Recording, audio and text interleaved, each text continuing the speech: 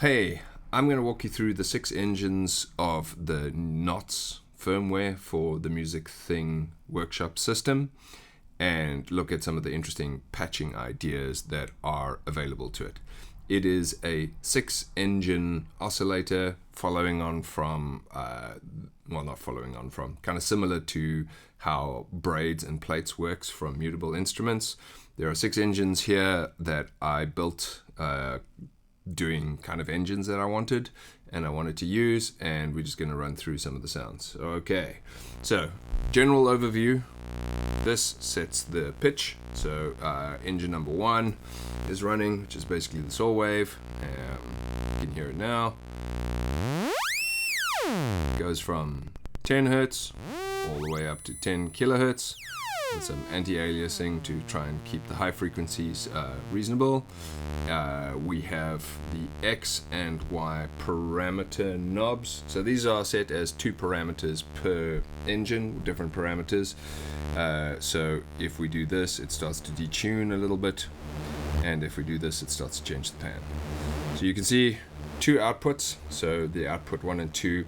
Every engine has a stereo concept, so I kind of built it so that if you plug them into the 1 and 2 outputs here and pan them left and right, you get an interesting stereo mix, but they can also work as independent dual mono engines, so you have that capability.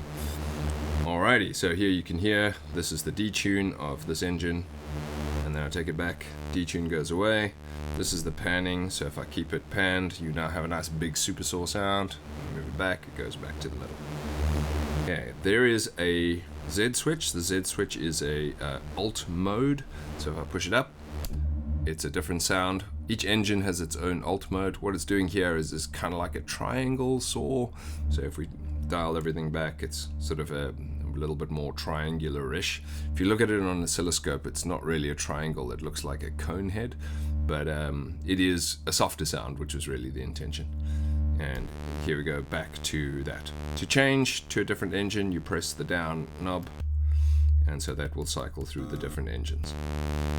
So the first starting point I'm going to talk about is just what the different engines are, then I'll jump into what the other connections are, and then we'll go through some interesting patching ideas.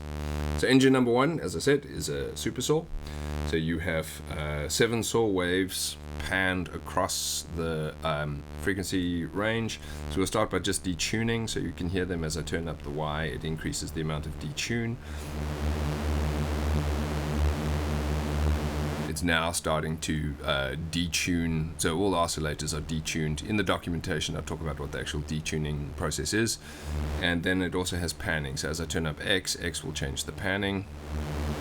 So you can hear it's now starting to spread, so you get that nice big fat Jupiter 8000 like super saw sound.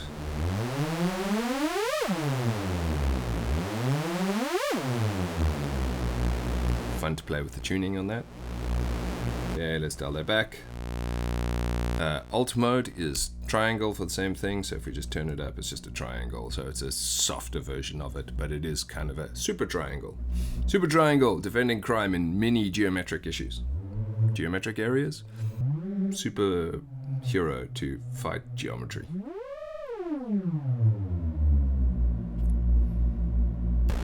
And back. Okay, so that's the first engine. Second engine is what I call bender. So they have names. I'm not proud of the names, but I was a bit drunk and also had gone to a herb shop, so I thought they were funny at the time. I'm sticking by them. But so the first one is called Sawsum. The next one is called Bender. Bender is a type of distortion module, so let's dial everything back. It's a distortion module that starts with 2 sine waves going out to each output. As X is a wave folder, so as you turn up X it starts to fold, so you can hear that side is folding. Y is a bit crusher. So you've got 2 different kind of distortions of an incoming wave. If you go down, it sounds quite interesting. And if you do them both, you get interesting stereo.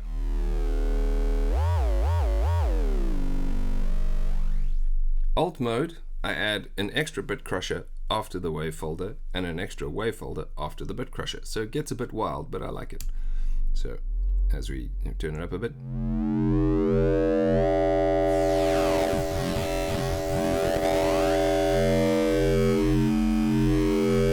They interact and interrelate a little bit more in stereo, so you get a nice interesting stereo feel from this.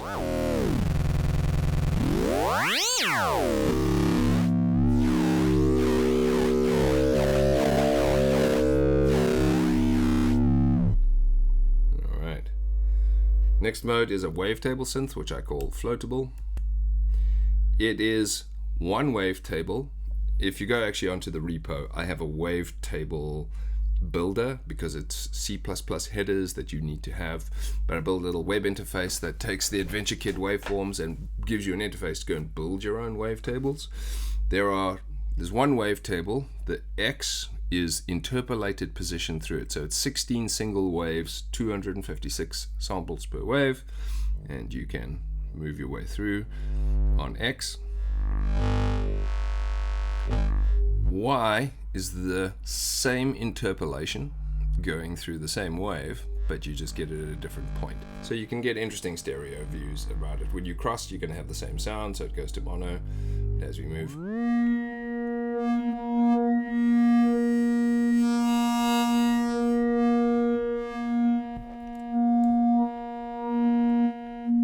Alright, alt mode is just a different wavetable.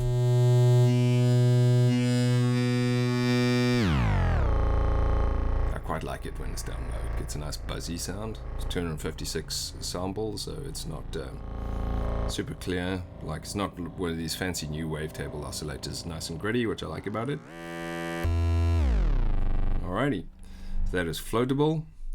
The next one was actually where this all started for me. I was wanting to build an additive oscillator, so this one is called Cumulus. It's a type of additive oscillator. This follows very much the same process that the harmonic oscillator from Plates does. So it's one of they call the bump and slope.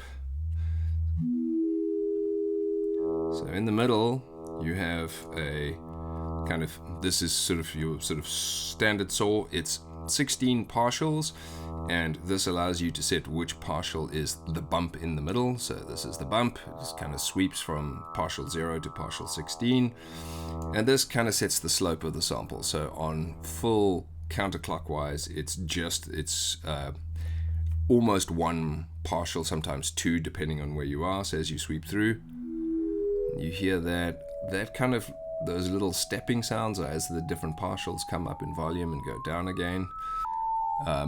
Panned left and right. Left is, I think, all the even partials. Right is all the odd partials. So you get this nice sort of stereo effect as you go. And as we go up, it goes to a 1/n distribution, so kind of like a standard like drop-off wave. So it gets to sort of band-passy-like sounds. And when you turn it fully clockwise, they're all equal. So now, this was actually what I really wanted to build, was an alternative mode where you have a centroid function. I don't know if you've played with the Razor from Native Instruments, but it has this very cool centroid function. So as I push this up, now what X does is it's still the bump, but what Y now does is it changes the frequencies of the partials. So as we go counterclockwise, they move to the center. And as we go counterclockwise, they push out and then bounce back again. So you get these very, very cool noises. And this is very FM-ish, but kind of also unique in its own way. And as you start to do the modulation on this, it gets really wild. And we'll show you about some modulation options a little bit later. Okay, so that's Cumulus. Next is Lozenge, which is a vocal synth. So I have an old Nord modular. Is it lying around somewhere? Let me bring it into view. Here we go. My extremely old Nord modular. As you can see, it's very battle worn. I at some point wanted to put an expression pedal into it, so I shoved the cable through there and changed out one of the pots. Early days of electronics and hacking. But it has a very, very nice vocal synth and vowel sound filter, and I wanted something that could recreate those sounds for me. I tried a couple of options, and eventually the one that I settled on was this idea that you have 3 oscillators running at the frequencies of the 4-man synth, of the 4-mans. So in your vocal, when you're making vocal sounds, when you make a vowel sound, there are primary 4-man frequencies that occur, and they all run at, there are 3 are running at those frequencies. So for the A vowel sound, I think it's 600 hertz. So I have a sine wave at 600 hertz, another sine wave at 1000 hertz, and then I think it's at like 2000 hertz. There's a square wave. They run consistently at those frequencies, and then there is a fundamental oscillator that shapes it called the glottal envelope, and what that gives it is the ability to change the pitch, and it does that by running amplitude modulation. So it's a saw wave, like, or ramp wave, affecting the sum of those 3 oscillators, and that allows you to change it. It does 2 things. It's the amplitude modulation, and then it resets the phase, kind of like oscillator sync, so you get these cool noises, and it's also allows you to sweep through the different vowel sounds. So we can sweep through, and you get to hear those cool noises as it moves along.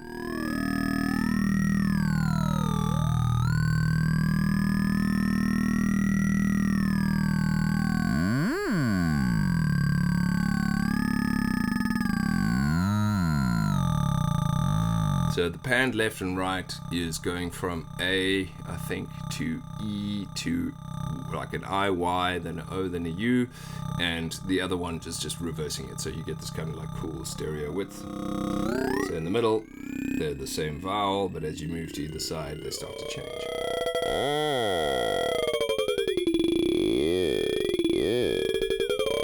I love this type of sound.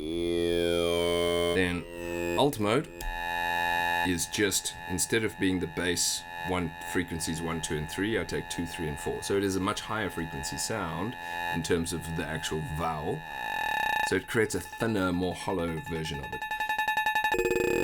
My original plan was to switch between having the male vocal track and the female vocal track on alt. But they were really similar in terms of switching the fundamental frequency. So switching it to the higher batch gives you this nice hollow high frequency sound.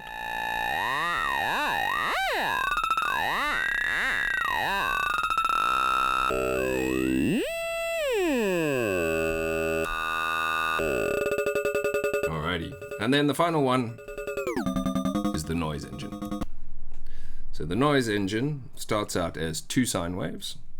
Well, yeah, so it's sine waves that slowly morph into a saw wave, so going from sine to saw. Actually, that's a problem. I didn't have frequency up, so here, if you've got headphones on, you'll hear a low frequency sine. If you don't have headphones on, now you know what's coming through.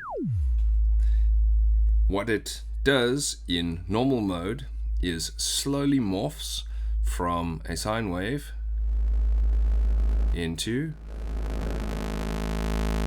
a square wave. Saw wave. So sine, saw. As it goes through and is interpolating between those 2 positions, I inject random noise. So it's kind of moving somewhere between the 2. So it's not pure noise, but it is noise that sits in between the sine wave and the saw wave. There are different outputs to left and right to kind of give you a panned version of it, and it's just like slightly, it's choosing a different random point. So you have 2 waves going out each side, so it gives you a sense of width. And I also shift the saw wave by 90 degrees. So here they're both in phase, and then as we start to move, the saw wave is 90 degrees out. So you start to get things, you can still get the stereo width. If I remove the panning, you're going to get a more interesting type of wave. If I put the panning back up, you now have that broad stereo sound for it. What Y does, so if I put it in the middle, Y changes the noise from being a low-pass filtered noise at 0 here at full counterclockwise to being high-passed filtered noise. So you start to hear it gets a little bit more, there's just a bit more buzziness to it. There's a little bit higher frequency noise to it. For us with old ears, you don't necessarily hear it as well, but there is a change that you can start to hear. There is a subtle difference to it.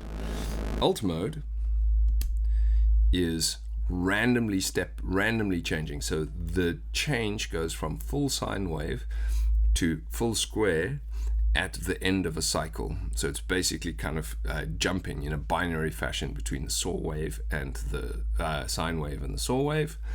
And what that does is creates kind of a jittery sound. So as I start to turn this up, you'll hear more. So you can hear those slow little switches as it switches over to the side, the saw wave sound. And as I turn that up, it happens more frequently, and then we turn that up more frequently, until eventually we get to the pure saw wave. So it's kind of like a binary, it's a bimodal distribution. As we turn up Y, it changes the frequency with which it happens. Well, not the frequency.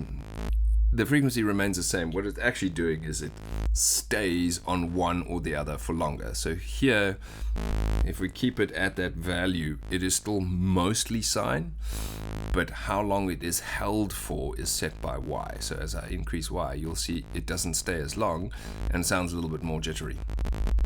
So here it starts to get like a Geiger counter, and as you turn this up, in the middle, you're at it happening quickest. Now, this is frequency dependent because it can only change on a cycle. So as you turn up the frequency, it'll start to jitter more.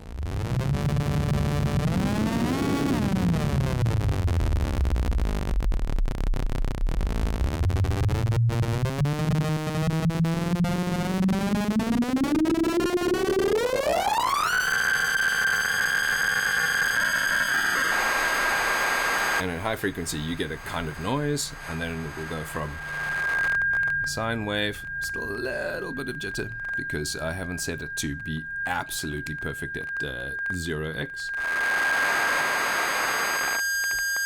And Y, you still have few jitters. If I turn this off, you almost no jitters, because we set it to stick for longer.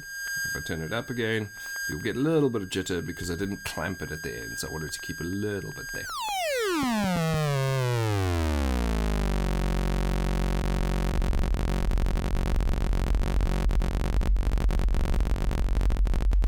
Alrighty. Okay, so those are the 6 engines. Now we're going to sit and start fiddling with some of the modulation options. But let's run through them first. Okay, so the first is that these two inputs here, the X and Y, on the computer card implementation, they're audio in 1, audio in 2. I've repurposed them as, wait, let's go to, where should we go to? This guy. Alright, so it's nice and low. This input is a control CV input for the X trimmer and obviously for the Y trimmer. There is the ability to detect, ooh, that screw is loose. Need to tighten that. There we go. This, yeah, let me just show you. So you've got 2 ways of patching these things from internally. You can use the slopes, or you can use, I like to use these oscillators. Now there's an interesting trick with oscillator. Hey, hello. Don't you want to, there we go. All right. You working? Okay, cool. High quality production here. I like to use these as low frequency oscillators. So this input can be connected to an output from here. So let's take this one, put that down. When plugged in, this becomes an attenuverter. So not an attenuverter, an attenuator. I had a whole long internal debate about whether this should be an attenuator or an attenuverter, but I ended up with an attenuator because it's just the most useful. So now I have this in as a low frequency input. As I turn this up, you can hear it starting to turn, and this changes the total amount. This is responding to, so it's basically a bipolar input. It's responding to -6 volts to +6 volts. These are 0 to 12 volts out. So there is a trick that we can get to make these work against this. You can still plug it in. It's just anything above 6 volts gets ignored. But if we turn this up, we get to that ability to do that, and we can plug in the other one, because we have two of them, into Y.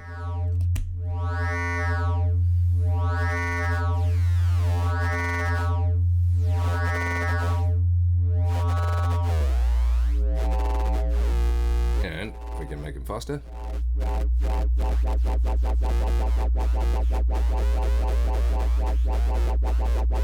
Now, these are kind of two independent ones, but when you put them into the interesting stereo mode,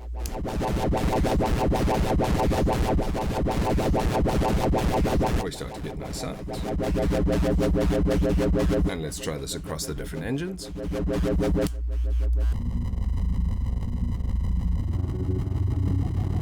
So this is the wavetable.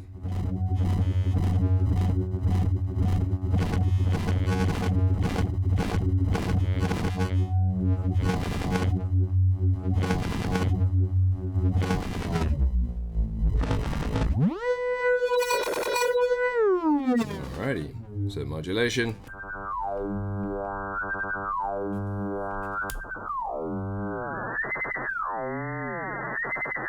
That feels so much.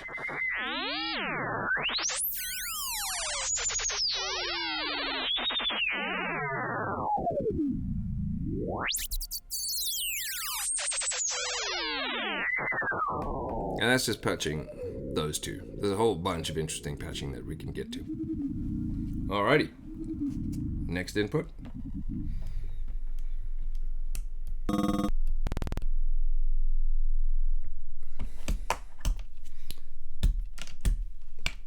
CV input 1 is a volt per octave pitch input.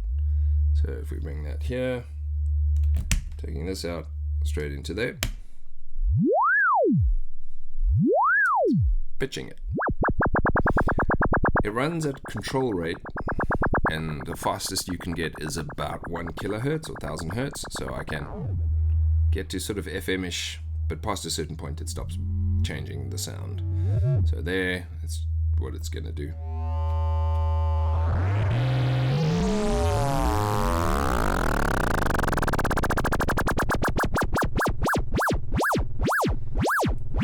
But that's quite a range. So one of the useful things that you can do if you want to control the level of this is you can take it out into the stomp box, and from the stomp box return into there, and now you have, using the blend knob, an attenuator for that signal. So normally if you're on a big Eurorack system, you might have attenuators that do that, but here the same capability, and you have an attenuator.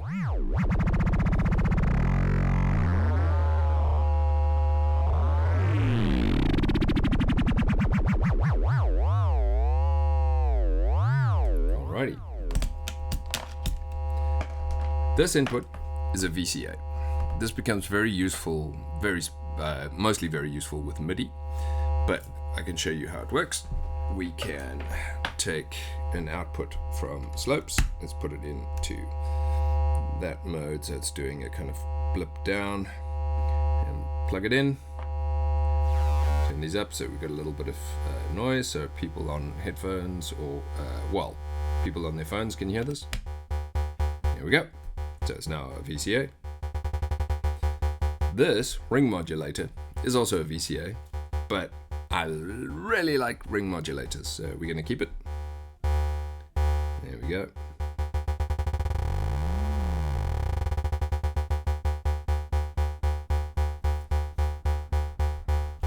Okay. Now we have this input, which is a pulse input, and that will switch between alt mode and normal mode when you send a gate to it. And we have this square array of output, which we can use as a gate.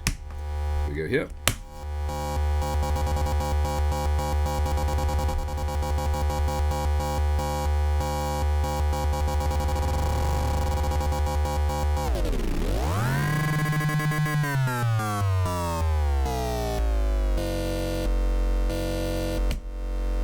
The next input, pulse input, switches the slot.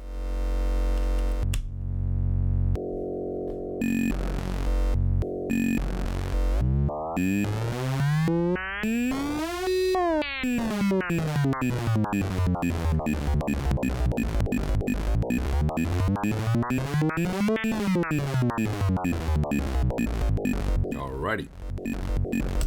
Okay.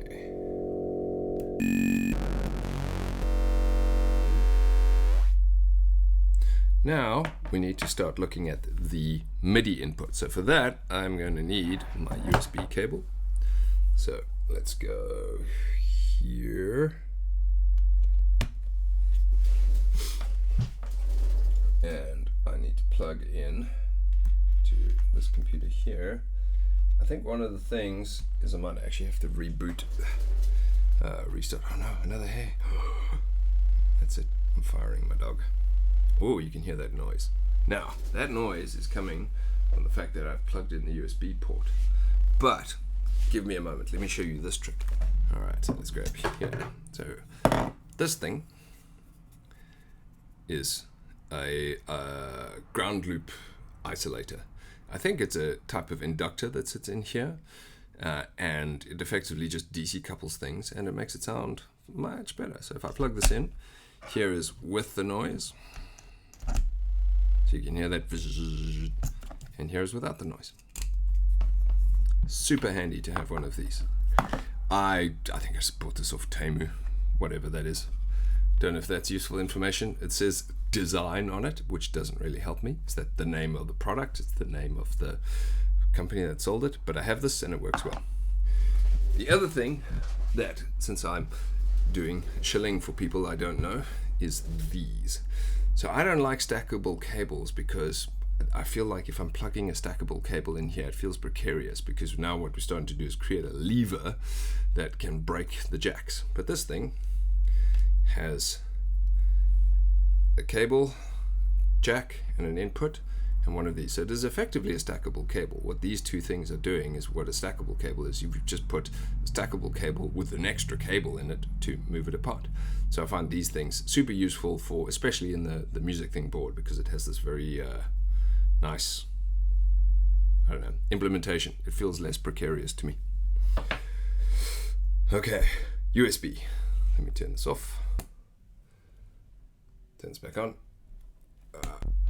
Okay, so let's get a MIDI sequence going on this. And on our saw oscillator, I want to make some changes here. So I'm going to take it out. I want to send this via a filter. So we're going to put single output into a filter and then take low pass output from that out here. So we have a nice low pass. Let's put in 3, so it's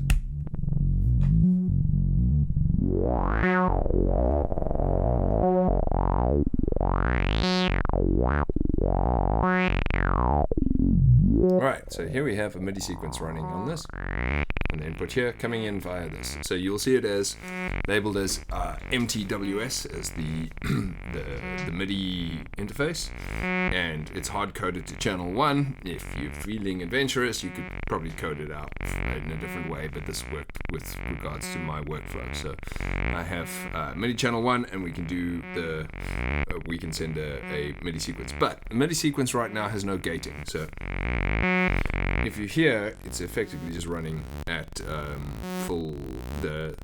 It's just changing the note pitch. It's just one long continuous note. But what we can start to do is we can start to use some of the interesting and useful outputs. So we've spoken about the fact that these two are the audio outs. This output here, which is CV out 1, is the MIDI output. So it is the MIDI note value that's being sent. So I can actually show you how that works. If I want to send MIDI note, say, to the FM of the filter, let's take this. This is the MIDI note value out.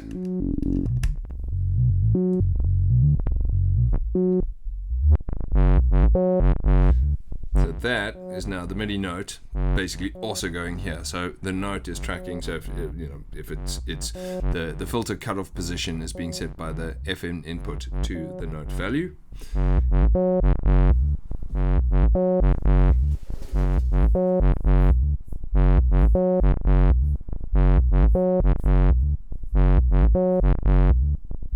Right. This one here, which is CV out 2, is what I like to call my secret weapon. So let's take this out. What it actually is, it's MIDI controller number CC64. So if I take this out here and put it into the FM, it will default to -6 volts. So you can see it's all low, but I'm going to put on here, which is out of the screen, so you can't see it happening. I'm going to have a MIDI controller. Okay, so now, I'm sending MIDI controller 74 from Ableton to this, and you can see it's now going to start to increase the. So you can then run automation from your DAW or favorite sequencer outside MIDI controller 74. There's other useful things that you can do this, which we'll talk about in the patching tips and tricks. But yep, so MIDI controller 74.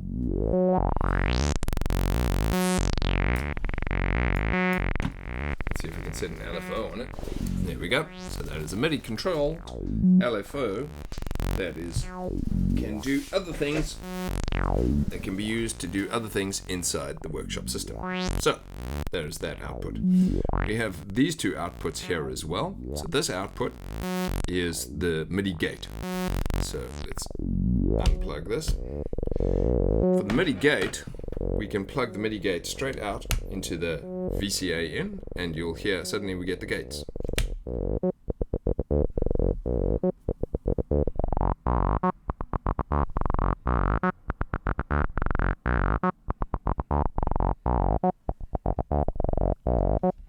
No gates. Gate. But there's no envelope here. This is just a hard solid gate. So let's try this. We take this gate out and put it into a slope. The slopes have two inputs. So this is the follower input.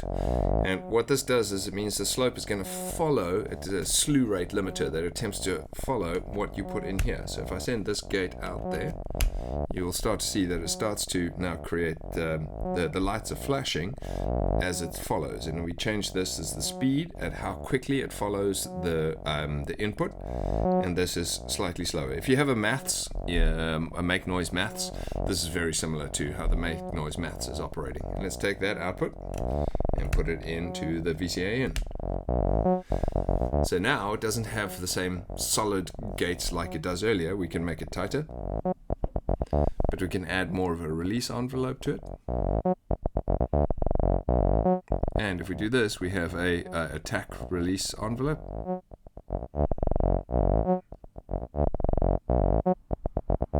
And purely attack envelope.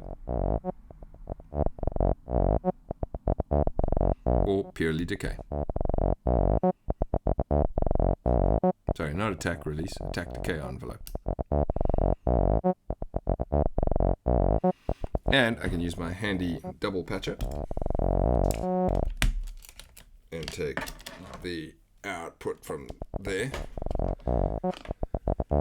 and also make it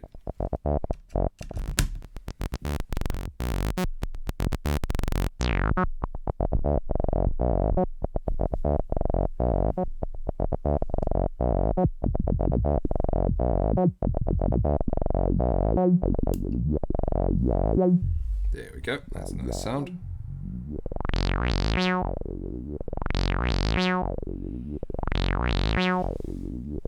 Alright, so that is the gate output being patched into the VCA. Then the last output that we have, we stop the sequence.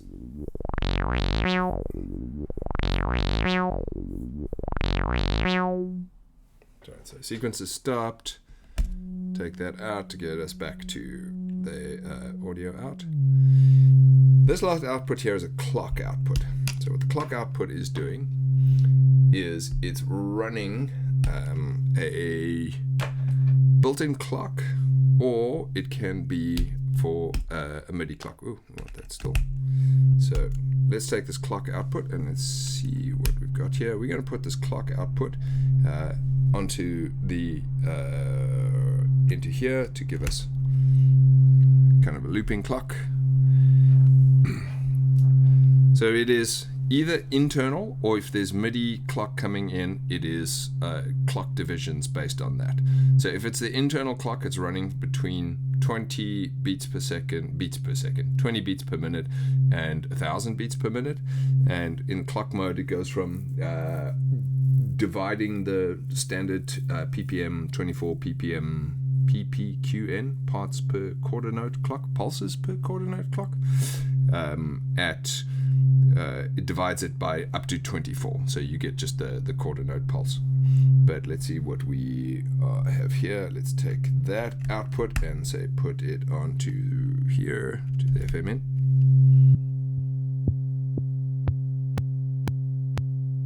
There we go. Or we could put it onto some kind of gate to the VCA in.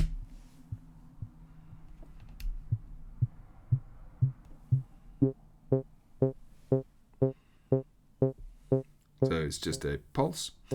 Now, if you want to change the tempo of the clock, you hold down Z, and while you're holding it down, you turn X. Then, if you let go Z, it doesn't step to the next engine, but it does change your X value. So if you want to go back to where you were, you roll down. Otherwise, you roll back up, and there you are.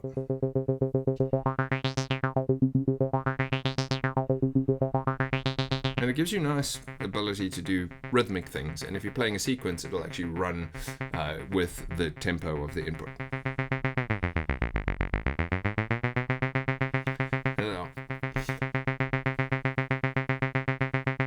the hidden capability here, or one of the more useful capabilities here, is that this output here from the MIDI, it's a MIDI CC64. I need to change it over here, and let me disconnect it.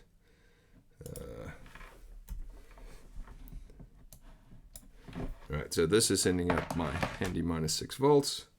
I'll show you some useful patching capabilities for it. So back in here. So this -6 volts makes this into an LFO.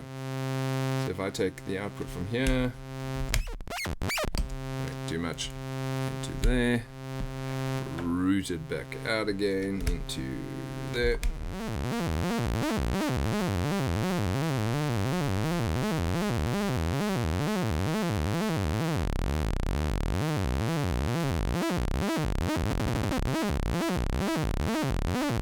That's LFO, but it's not that slow in LFO. So we can take another patcher, and we can take this output, put it into the pitch, and that slows it down to an LFO. It just drops the pitch. This digitally doesn't do the same thing. So if you're at the minimum frequency and you patch something into the pitch, is not going to slow it down. The nice thing about analog oscillators is this can do it. So now we have a really nice slow LFO. Okay. Let's try this again. So I take an output, add it to here, and we have an LFO.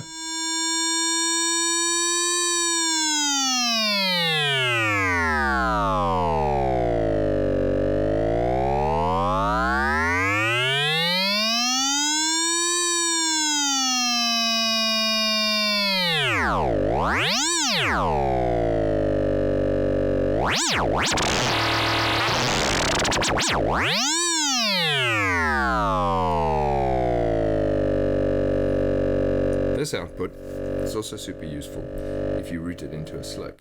If I take this output, which is the output from slope, and I plug it into here, you're going to hear that it's going to jump in pitch and then move up and down at a higher pitch.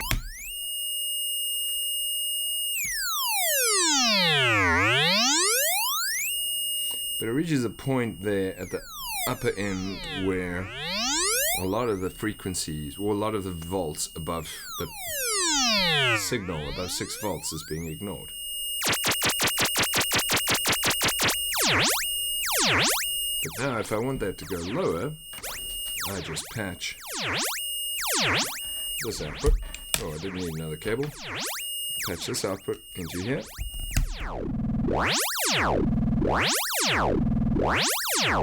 And so now it has moved it down 6 volts. And because this input runs from -6 volts to +6 volts, this drop makes it much more usable over the range of inputs that is taken here. So the upper part doesn't get clipped. So if I take this out, it's the upper frequencies. And you hear it sustains at that high frequency for a while, because above that it's being ignored by the input. If I plug it in,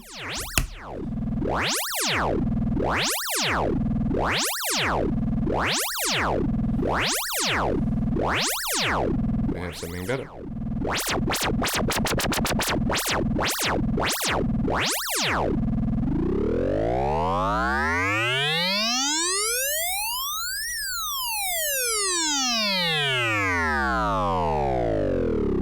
We can start to have fun with ring modulators.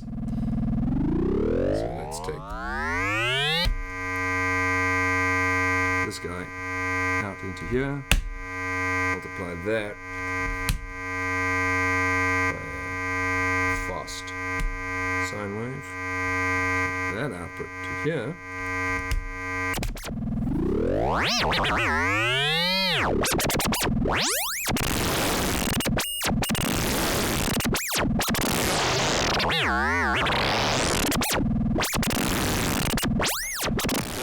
now let's start doing some patching madness. So I want that, not quite that much.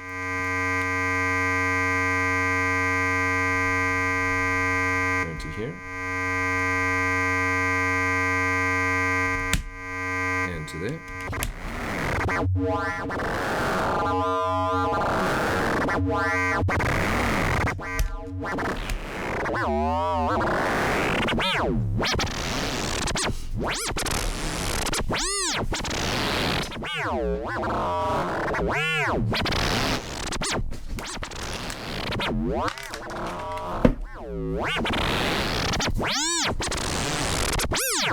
Let's take this guy into the alt switch. Let's take another output to the engine switch.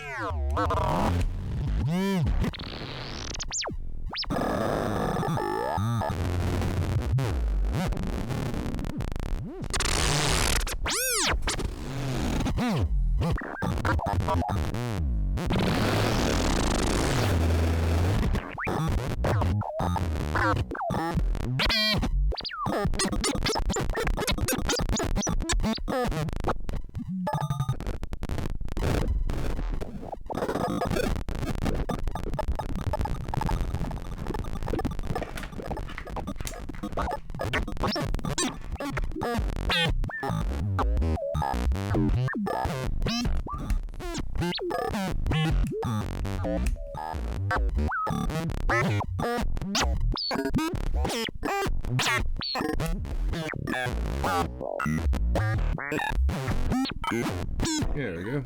Patching magnets.